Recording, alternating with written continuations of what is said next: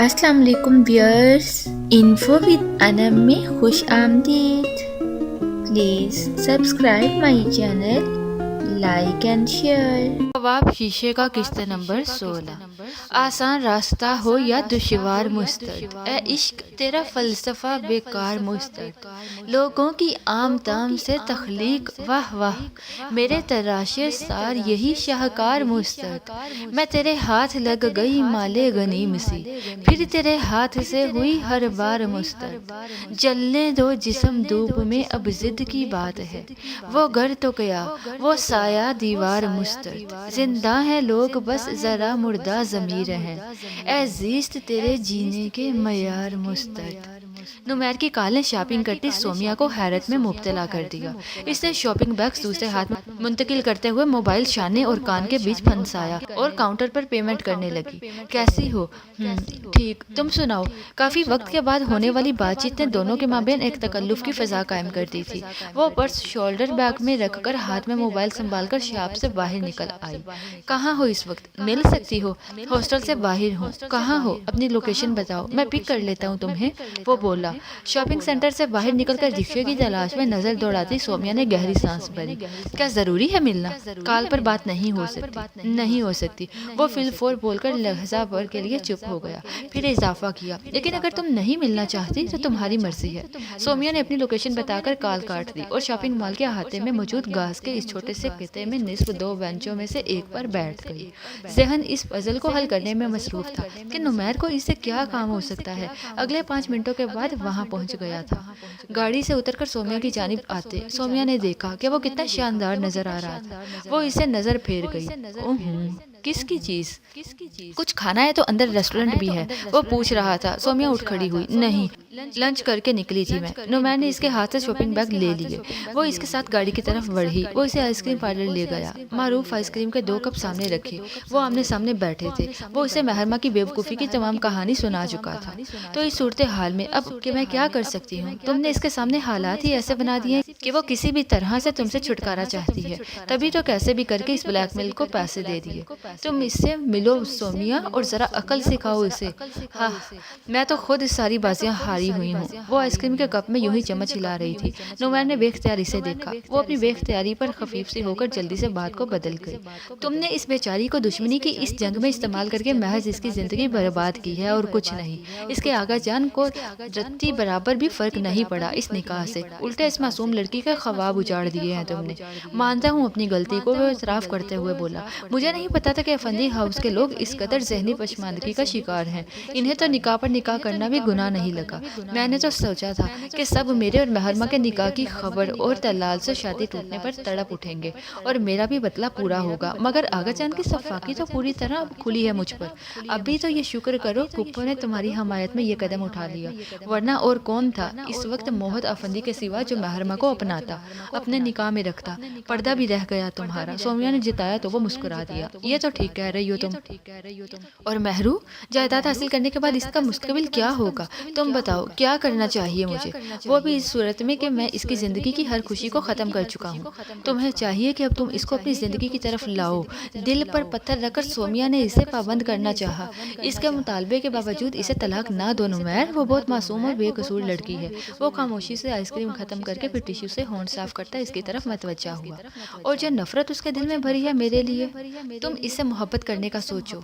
जल्द या बदेर सबको मोहब्बत के आगे घुटने टेकना पड़ते हैं। मोहब्बत? वो खींच कर बोला, फिर बमों को इस्तफहामिया अंदाज में उचकाकर इसे देखने लगा। नफरत से निकाह कर सकते हो तो क्या मोहब्बत करके इसे निभा नहीं सकते? सोमिया की बात ने इसे लाजवाब किया था। मोहब्बत तो पता नहीं सोमिया, लेकिन इतना तो तय हो चुका है कि मैं इसे तलाक नहीं दूंगा, वो कतियत से बोला। तो इसकी बात सुनकर सोमिया ने बेसाख्ता कहा, अभी मत मानो, मगर अकेले में अपना तज्जिया जरूर करना। तुम इससे मोहब्बत करना शुरू कर चुके हो, वो यकीन से बोली। मगर नुमैर अनसुनी करते हुए बोला, तुमने कहा था कि वो और मोहद एक दूसरे के बहुत करीब हैं। जो इसे अपना हमदर्द नजर आएगा वो उसी के करीब होगी ना नुमैर। लेकिन इसे सोचना चाहिए कि वो मेरे निकाह में है। हाँ, एक ऐसा रिश्ता जिसमें मासवाई मुफाद के और कोई जज्बा नहीं। इसके बारे में वो जिंदगी भर कुछ अच्छा नहीं सोच सकती। नुमैर, मैं अपने किए का, अपनी गलती का मुदावा करूंगा सोमिया। मुझे अफंदी हाउस वालों के रवैयों से अंदाजा हो चुका है कि मैंने एक गलत मोहरा चुन लिया था। अब बताओ मैं क्या कर सकती हूँ तुम्हारे लिए? तुम सिर्फ ये करो कि महरमा अफंदी की ब्रेन वॉशिंग करो नुमैर के लिए। वो कुर्सी से टेक लगाते हुए संजीदा होते बोला। सोमिया बेसाख्ता बोली, लेकिन अगर इसे मोहत को चुना तो? चंद लम्हों के लिए खामोशी छा गई। फिर मैं इसकी जिंदगी से निकल जाऊंगा सोमिया।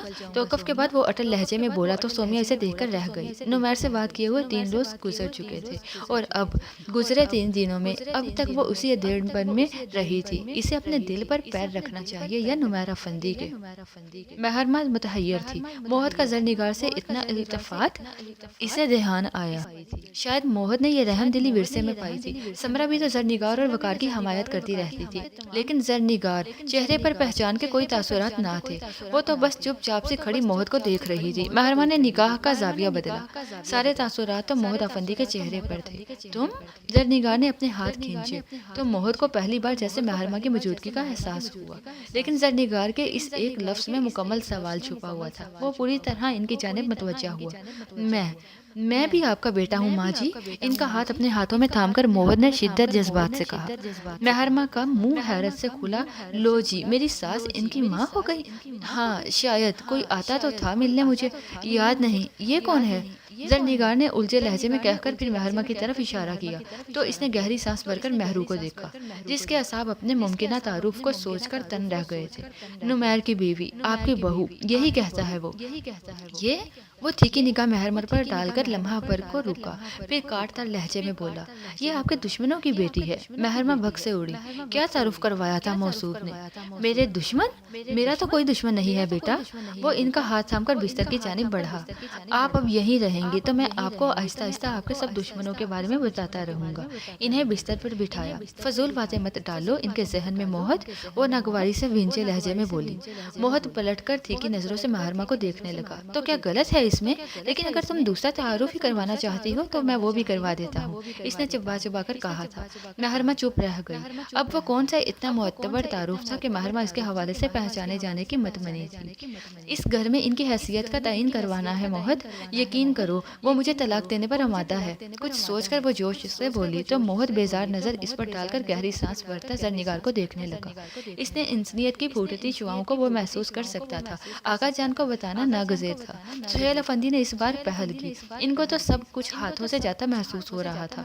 आगा जान पहले तो बेयकीनी के आलम में बैठे रहे, फिर इतनी ऊंची आवाज में दहाड़े कि अफंदी हाउस के तरो दीवार लर्ज गए। और तुम्हें कोई एतराज नहीं हुआ मोहत? समरा जाने वो गुस्से में ज्यादा थे या बेयकीनी में। मोहत सीने पर बाजू लपेटते खामोश खड़ा था। इस सवाल का जवाब समरा ने दे दिया। मुझे आज से 15 साल पहले भी कोई एतराज नहीं था आगा जान। इनके तहम्मुल से दिए गए जवाब ने आगा जान के ज़ब्त व बर्दाश्त को धज्जियां उड़ा दी। मगर मुझे है एतराज, आज से 15 साल पहले भी था और आज भी है, इसी शदोमद से। फिर इन्हें महरू की खबर लेने का ख्याल आया। वही लड़की इस सारे फसाद की जड़ साबित हो रही थी। महरू कहाँ है? मैं इससे पूछूं, कहाँ से ये फितना उठाकर घर ले आई है वो? नामसात हालात से गुजरकर वो दोबारा आपके दर पर आ ही गई हैं आगा जान। तो इसका मतलब ये है कि अल्लाह चाहता है हम लोग 15 साल पहले हुई गलती का मुदावा कर लें, और अल्लाह जब गलती का मुदावा करने का मौका दिया करता है तो वो बड़े नसीब की बात हुआ करती है। गलती? इन्होंने फूलती सांसों के साथ गर्ज कर यूं दोहराया जैसे इस लफ्ज का नाम पहली बार सुना हो। फिर तनफ्फुर से बोली, आगा जुल्फ़कार ने आज तक कोई गलत फैसला नहीं किया। इनफ आगा जान, बहुत हो गया। इतनी देर से चुप खड़ा पोता बेजारी से बोला भी तो क्या? महरमा आज भी नुमैर अफंदी के निकाह में है और ये बात हम सब जानते हैं। इसने मुझसे शादी की हामी भरकर सिर्फ आपके गलत फैसले से बचने की कोशिश की है। अब अगर वो इस तरह नुमैर से छुटकारा पाना चाहती है, क्या मजायका है? तो ये सब ड्रामा किया था तुम लोगों ने? इनके असाब को झटका लगा। आप इसे जो भी समझे, लेकिन हम अल्हम्दुलिल्लाह निकाह पर निकाह को हराम ही समझते हैं आगा जान। अगर इस वक्त आप महरमा का कहीं भी रिश्ता कर देने पर तुले हुए ना होते तो मैं कभी मोहत का नाम इस दूसरे निकाह के लिए पेश ना करती। आगा जान तो कुछ लम्हों के लिए तो कुछ कहने से ही महरूम हो गए थे गोया। बहुत खूब, चंद लम्हे लगे थे इन्हें संभलने में। तो अब आगा को इस तरह एक साइड पर लगाया जाएगा। सिर्फ इसलिए ये कदम उठाया कि जिस तरह हम महरमा के पहले निकाह की हरमत का एहसास करते हैं और कोई ना करता आगा जान। समरा का हौसला देनी था। इतनी बात और कोई बहू आगा जान के सामने ना कर पाती थी। बकवास बंद करो अपनी। तुम लोग आगा को बेवकूफ़ बनाते रहे हो और आज इस गुनाह की पोटली के गलीस कदम फिर से मेरे घर में आ गए। गोली मार दूंगा मैं महरू को भी। किस्सा ही तमाम हो इस निकाह का, मगर अपनी बरसों की बनाई इज्जत पर दाग नहीं लगने दूंगा। इज्जत अल्लाह बनाया करता है आगा जान। नुमैर की किस्मत में इस घर का नावाद बनना लिखा था। इसकी किस्मत में था कि आपकी पोती और इसकी बीवी बने। अब अगर इसकी किस्मत में ये ज़मीन जायदाद भी है तो हम क्या कर सकते हैं? कोई कुछ नहीं कर सकता। मोहत का लबो लहजा पुरतश था। आगा जान का तो पूरा वजूद ही पड़ जलने लगा। अभी मैं जिंदा हूँ मोहत, और मेरे जीते जी वो अमलाक में हिस्सादारी का मुतालबा नहीं कर सकता। बहरहाल मैं नुमैर अफंदी का किस्सा ख़त्म करना चाहता हूँ। मोहत का अंदाज कतई था। इसकी माँ इस घर में आ गई है तो वो भी इसके पीछे आएगा आगा जान। तब ये सब हिसाब इसी से चुकता कर लीजिएगा। इसकी मनकूहा है यहाँ। तो ये बात तुम्हें महरू से निकाह करते वक्त मालूम नहीं थी क्या? फिर क्यों तुम इस मामले में आए? मैं कहीं भी इसकी शादी करवा देता। इससे इसी मजीद खता से बचाया है आपको आगा जान। मोहत नडर होकर बोला। मोहत? आगा जान बोले नहीं दाड़े थे और साथ ही इनका हाथ उठा, मगर मोहत अपनी जगह से एक कदम भी पीछे नहीं हटा। समरा ने ही बेख्तियार इसका बाजू थामकर इसे अपनी तरफ खींच लिया। अब तुम लोग मुझे बताओगे कि सही क्या है और गलत क्या है? अब वो यहीं रहेंगी जब तक ये मामला खत्म नहीं हो जाता, मोहत ने सपाट लहजे में कहा, वरना इनके साथ साथ 15 साल पहले की तरह हम भी दोबारा इस घर से निकलेंगे आगा जान, लेकिन इस बार कभी वापस ना आने के लिए। वो दोनों माँ बेटा जा चुके थे। आगा जुल्फकार अपनी कुर्सी पर जैसे गए। इनका दिमाग साइं साइं कर रहा था। तो क्या इनके मात खाने के दिन आ गए थे? इन्होंने अपने दाहिने हाथ को उठाकर देखा। तो क्या ये हाथ अब कमजोर हो गए हैं, जिन्होंने पोते पर उठना गवारा नहीं किया? ऐसी कमजोरी तो मैंने वकार अफंदी की बार भी महसूस नहीं की थी। इसका जहन सनसना रहा था। कुछ तो ठीक ही रहा है मोहत। वो सामने आएगा तभी तमाशा खत्म होगा, वरना तो यूं ही आंख मचोली चलती रहेगी सारी उम्र। और सजा? मैं खुद सख्त सजा दूंगा इसे। दुनिया तमाशा देखेगी इसका। इन्होंने तपते जहन को मुस्बत करना चाहा तो बुलंद फशार खून को वापस अपनी जगह पर आने में ज्यादा वक्त नहीं लगा। आगा जान, आप कल के इस बच्चे से मार खाएंगे। इसकी बकवास पर गौर मत करें। याद नहीं, समरा और फरहान भी ऐसे ही वकार की हमायत किया करते थे। इन्हें तो शुरू ही से इस गंदगी का एहसास नहीं था जो वकार ने अपने दामन पर सजा ली थी। सुहेल अफंदी के मुंह में सायरा चची की जबान बोल रही थी, वरना आगा जान से सामने बात करने की इनकी मजाल नहीं होती थी। मैं कमजोर नहीं हूँ सुहेल, मसला सिर्फ ये है कि मुझे फरहान के बेटे से मोहब्बत बहुत, शायद इसलिए कि असल में सुर्ज ज्यादा प्यारा होता है।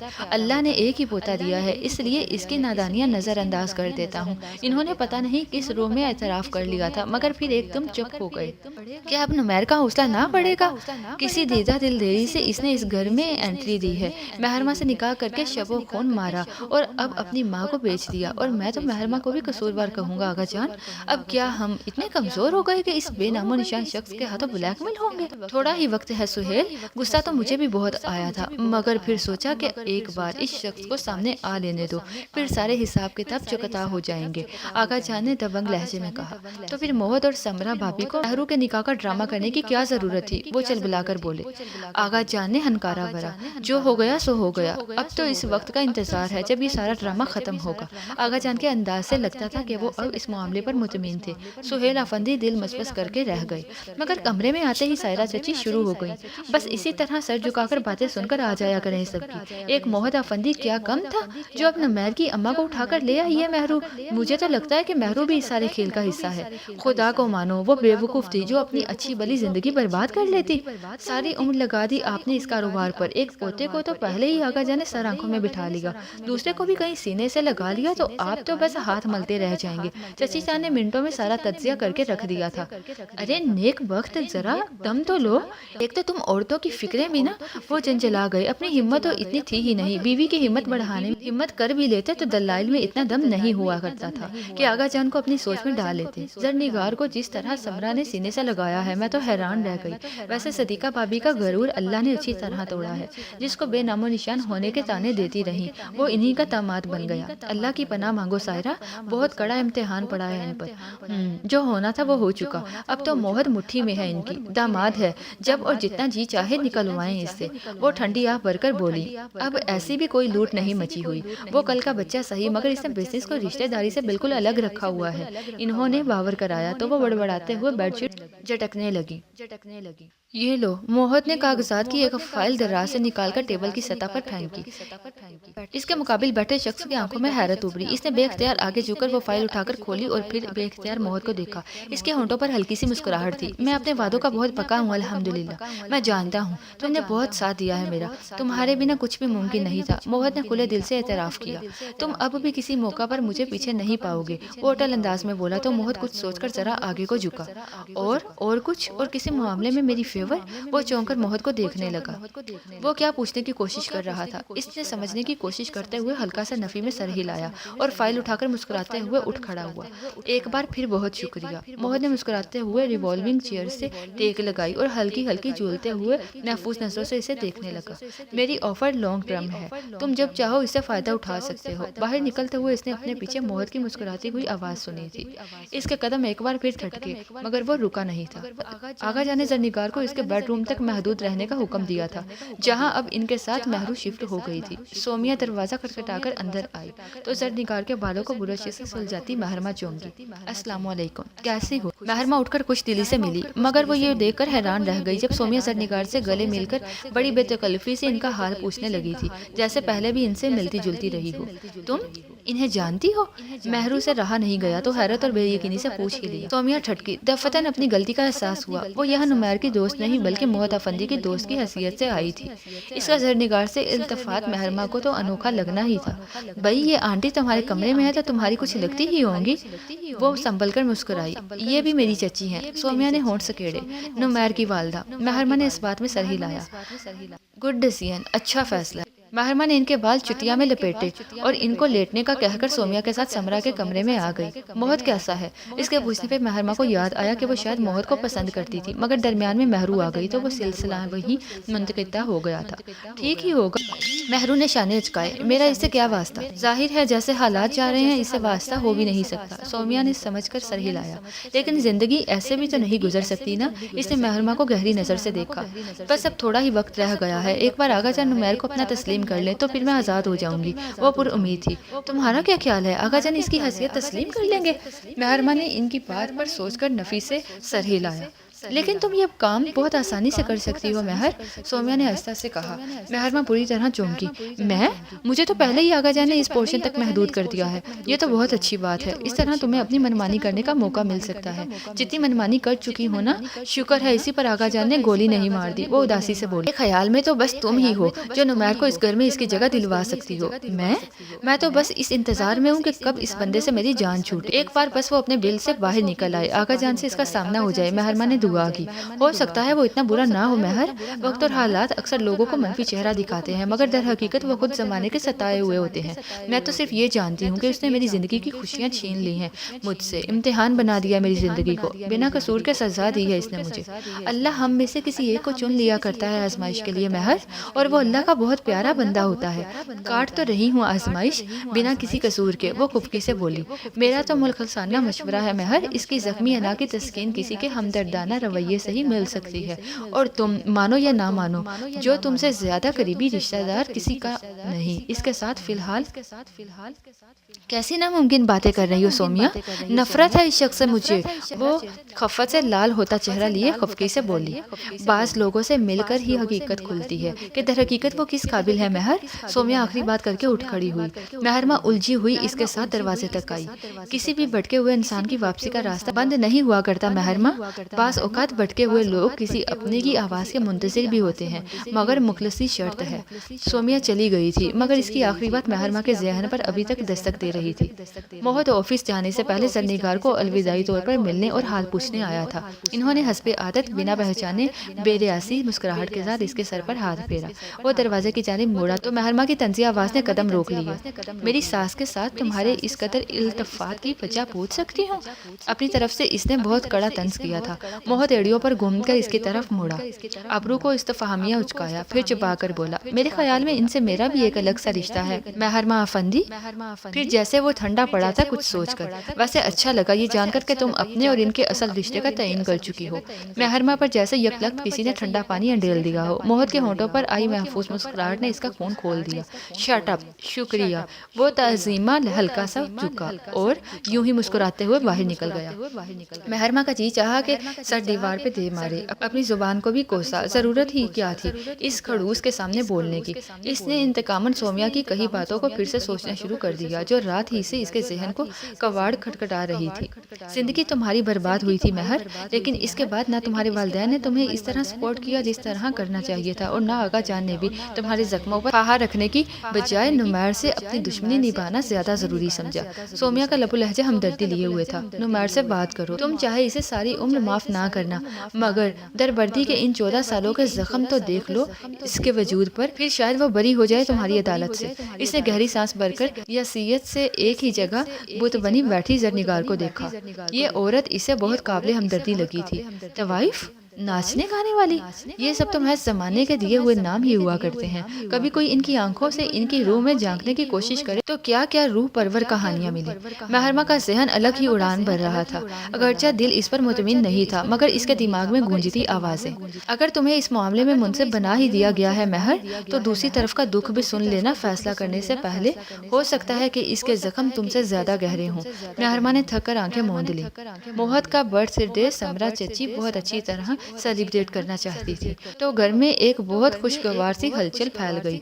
अब तो तरस तरस कर इस घर में खुशियां आती थी। कोई भी मोहत को ना बताए, इसे कभी भी याद नहीं रहता। इन्होंने मुस्कुराते हुए सबको तंग भी की थी, और अब तोहफे तहाइफ खरीदने और किचन का मेन्यू तरतीब देने का काम शुरू हो चुका था। आप भी तुम क्या दे रही हो मोहत भाई को? मलाहा ने मुस्कुराकर पूछा। महरमा ने निगाह गलत अंदाज में इस पर डाली। हर चीज पर तो आते ही काबिज हो गया है तुम्हारा मोहत भाई। इसकी शान शायान कोई और चीज हो सकती है क्या? आप ही, मलाहा ने एहतजाजन कहा। जब अल्लाह बिन मांगे खुशी के छोटे छोटे मौका दे रहा है, तो अपनी कनौतियत को छोड़कर खुश हो लेने में कोई हर्ज नहीं होता। अच्छा भाई, ले लेंगे ताजमहल का मुजस्समा तुम्हारे मोहत भाई के लिए। आप खुश? महरमा जिस तरह उकताकर बोली, इस पर मलाहा खुश तो क्या होती, जल बुनकर वहाँ से उठ खड़ी हुई। भला मुझे खुशियों से क्या मतलब? वो सासियत ज़दा हो रही थी। कॉरिडोर से गुजरती मलाहा के कदम कबीर को आगा जान की स्टडी से निकलते देखकर सुस्त पड़े, तो वो खुलकर मुस्कुरा दिया। कैसी हो? बहुत प्यारी। मलाहा ने जरा सी नाक चढ़ाई और जोर देकर बोली। तुम सुनाओ, कैसे हो कबीर खान, और इतने कम क्यों नजर आते हो आजकल? इसकी अदा पर कबीर बेसाख्ता हंसा, फिर महफूज होकर बोला। आपके अव्वल दावे से तो कतन इख्तलाफ नहीं करूंगा। ओह, कम कम नजर आने वाली बात। वो गर्दन उठाकर बात करती थी, आंखों का महज अंदाज शाहाना सी जंबिश देकर कबीर के जी में आई के दिल थाम ले। ज्यादा दिखने के लिए कुछ जुमला हकूक होते हैं मलाहा अफंदी, बस वो कबीर खान के नाम करने होंगे, फिर आपकी ये शिकायत दूर हो जाएगी। वो बेख्तियार बोला तो मलाहा की तमाम तरारी इसके लफ्जों की गहराई समझकर पहले तो खजालत में बदली, फिर चेहरे से निकलती तप्श और कबीर खान की शोक निगाह पर फिलफोन छू हो गई। वो इसकी चुप भांप को कॉरिडोर का दरवाजा खोलता बाहर निकल गया, तो जेरे लब हल्की सी मुस्कुराहट थी। उफ, मलाहा ने कदरे हैरान होकर तपते गालों पर दोनों हथेलियां जमाई।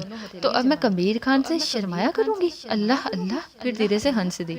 ताईजान जो दूर से अपने कमरे के अध खुले दरवाजे की जड़ी से इन दोनों को देख रही थी। इन्हें कबीर और मलाहा की एक भी बात की समझ नहीं आई थी, मगर इनका बेतकल्फाना अंदाज और बेवजह सरे राह गुफ्तगू, वो सीने पर हाथ रख के बिस्तर पर गिर सी गई। रंगत मिनटों में सफेद पड़ गई। मेरे अल्लाह, एक बेटी बेखबरी में मारी गई और दूसरी जानबूझकर किचन में मुंह मारने वाली है। इनकी सोच में वही 15 वर्ष पहले वाली गड़ावट ही थी। इंसानों को इंसान ना समझना, मगर ये अल्लाह ही है जो बंदे को सारे रंग दिखाया करता है। वो मलाहा की अच्छी तरह खिंचाई करने का सोच रही थी। शायद इनके दरमियान ऐसा कुछ ना हो, मगर जैसे मेरा दिल डर गया इनकी बेतकल्फी से बात करते देखकर।